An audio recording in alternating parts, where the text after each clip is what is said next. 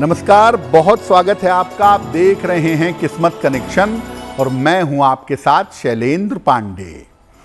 आज बात करेंगे भगवान गणेश के कृपा की। ये जानेंगे कि भगवान गणेश कैसे संकटों को दूर करते हैं, कैसे संतान का वरदान देते हैं और कैसे जीवन में उन्नति होती है। यानी आज बात करेंगे संकष्टी चतुर्थी की। देखिए, माघ महीने के आरंभ के साथ बड़े विशेष तरह के पर्व और त्योहार शुरू हो जाते हैं। उसमें पहला पर्व आता है माघ कृष्ण चतुर्थी तिथि को, जिसको संकष्टी चतुर्थी भी कहते हैं। क्या महत्व है? देखिए, माघ कृष्ण पक्ष की चतुर्थी तिथि को संकष्टी चतुर्थी कहा जाता है। इस तिथि को तिल चतुर्थी, माघी चतुर्थी, शकट चौथ ये भी कहा जाता है। संकष्टी चतुर्थी पर भगवान गणेश की और चंद्रदेव की उपासना की जाती है। भगवान गणेश और चंद्रमा की उपासना का नियम है।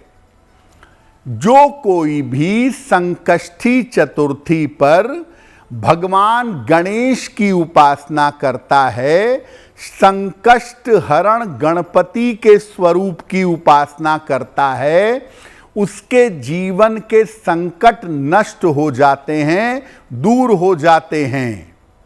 संकष्टी चतुर्थी पर भगवान गणेश की पूजा से संतान की प्राप्ति होती है और संतान संबंधी समस्याएं दूर होती हैं।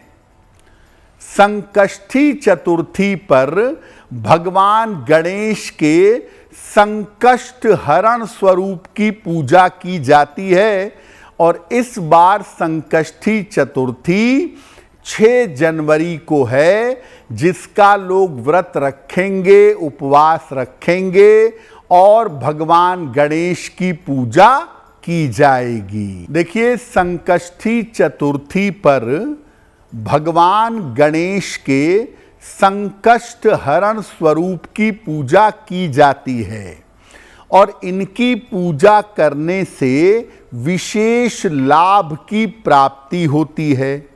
कौन से लाभ होते हैं? इस दिन भगवान गणेश की उपासना करने से हर तरह के संकट का नाश होता है। जीवन में कितनी भी बड़ी बाधा क्यों ना हो, कितना भी बड़ा संकट क्यों ना हो, वो दूर हो जाता है। संतान प्राप्ति और संतान संबंधी समस्याओं का निवारण होता है। अगर संतान की प्राप्ति नहीं हो पा रही है तो भी, और अगर संतान को लेकर कोई कष्ट है तो भी, इन तमाम समस्याओं का समाधान होता है। संकष्टी चतुर्थी पर भगवान गणेश की पूजा से अपयश के और बदनामी के योग कट जाते हैं। अपयश और बदनामी से मुक्ति मिलती है और जीवन में कितनी भी तरह की बाधा क्यों ना हो, जीवन में कितनी भी तरह की रुकावट क्यों ना हो, वो रुकावट दूर होती है। धन के मामले में और कर्ज के मामले में सुधार होता है। यानी अगर धन प्राप्ति में कोई दिक्कत है या कर्ज के बोझ तले दबे हुए हैं, तो संकष्टी चतुर्थी पर पूजा से धन मिलेगा, कर्ज जाएगा। अब देखिए, ये समझते हैं कि किस प्रकार से भगवान गणेश की सामान्य पूजा संकष्टी चतुर्थी पर की जाएगी। प्रातः काल स्नान करके गणेश जी की पूजा का संकल्प लें कि मैं आज संकटों को दूर करने के लिए या संतान की प्राप्ति के लिए या संतान की उन्नति के लिए पूजा करूंगा या पूजा करूंगी। ये संकल्प प्रातः काल ले लें। दिन भर जलाहार या फलाहार, जल या फल ग्रहण करें।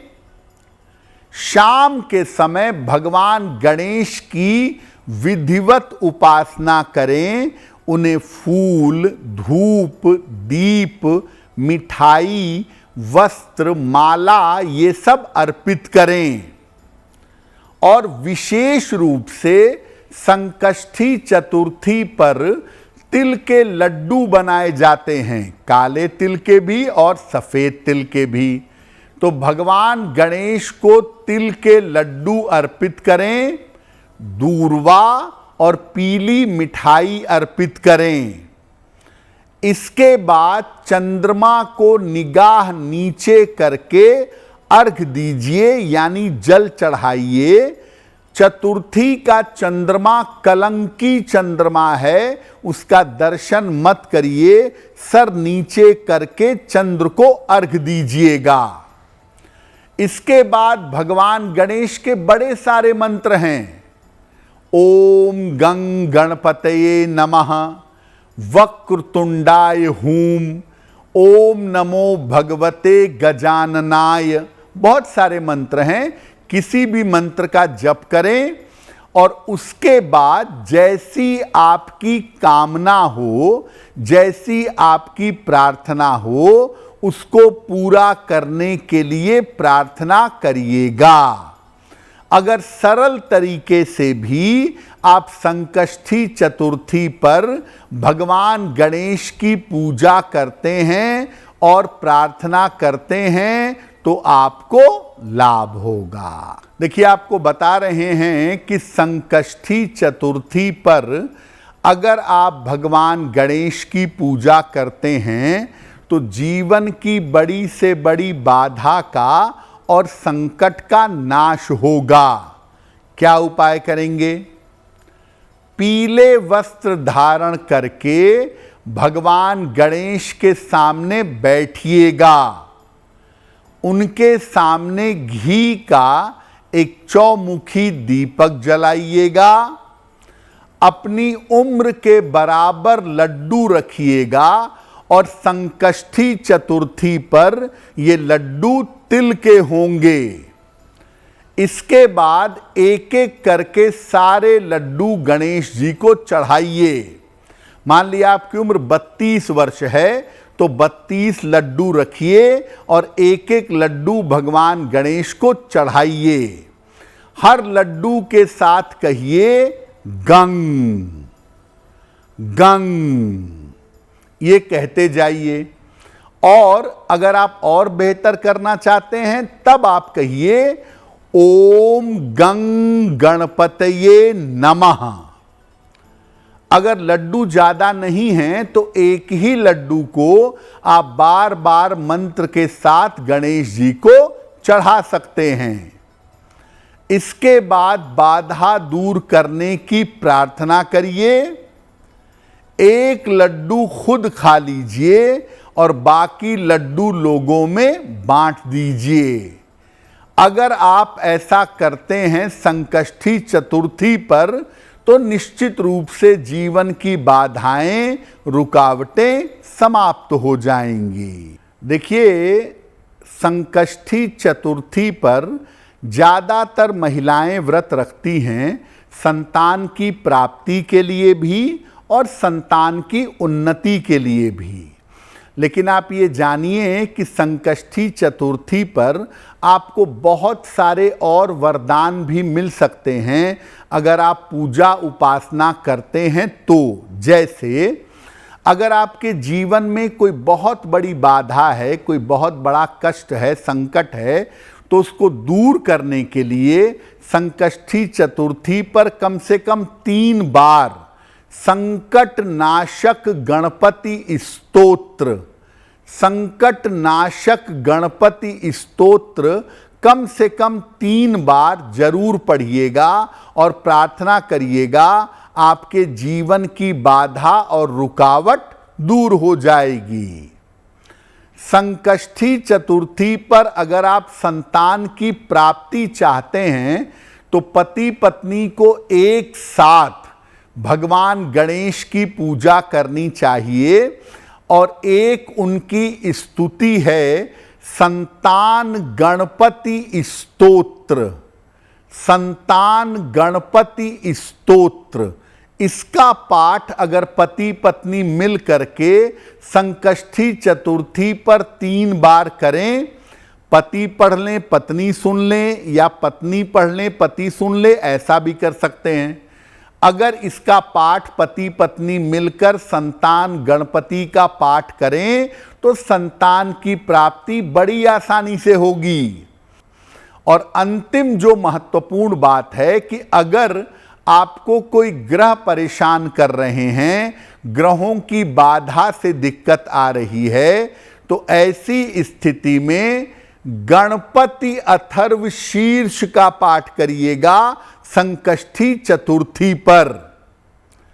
कोई भी ग्रह आपको परेशान कर रहा हो, किसी भी ग्रह की वजह से तकलीफ में हो, खास तौर से अगर केतु की वजह से जीवन में समस्या है, केतु की वजह से अगर बाधा आ रही है, तो ऐसी स्थिति में आपको गणपति अथर्व शीर्ष का पाठ करना चाहिए। ग्रहों की और जीवन की बाधाएं दूर हो जाएंगी। अगर आप मुझसे जुड़ करके अपनी समस्याओं का समाधान चाहते हैं और चाहते हैं कि आपकी समस्याओं को ज्योतिष के माध्यम से सुलझाया जाए, तो आप हमसे संपर्क कर सकते हैं, जुड़ सकते हैं एस्ट्रो तक पर।